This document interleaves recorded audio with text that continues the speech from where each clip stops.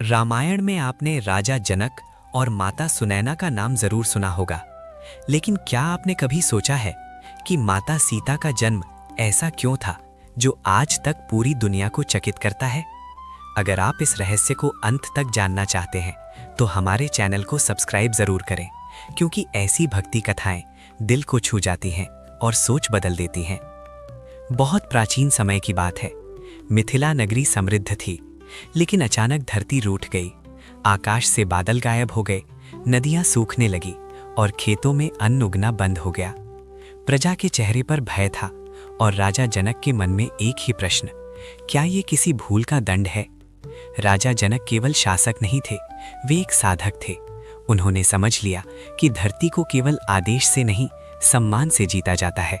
उन्होंने सिंहासन छोड़ा, राजसी वस्त्र उतारे और स्वयं हल उठाकर खेत में उतर गए। वो दृश्य अद्भुत था। एक राजा नंगे पांव धरती को जोत रहा था। हर हल की रेखा के साथ वो मन ही मन प्रार्थना कर रहा था, हे धरती माता, यदि मुझसे कोई भूल हुई हो तो मुझे क्षमा कर देना। तभी अचानक हल किसी ठोस वस्तु से टकराया। राजा ठिठक गए। जब उस स्थान की मिट्टी हटाई गई तो वहां से एक स्वर्णिम पात्र प्रकट हुआ। उस पात्र के भीतर एक नवजात कन्या थी। उसके चेहरे पर तेज था, नेत्रों में शांति और देह से ऐसी आभा मानो स्वयं प्रकृति मुस्कुरा रही हो। राजा जनक की आंखों से आंसू बह निकले। उन्होंने समझ लिया, ये कोई साधारण बालिका नहीं है, ये धरती की पुत्री है। उन्होंने उस कन्या को हृदय से लगा लिया और कहा, आज से ये मेरी पुत्री है। रानी सुनैना ने उस बालिका को ममता से गोद में लिया। महल में उत्सव फैल गया और उसी क्षण वर्षा की पहली बूंद धरती पर गिरी।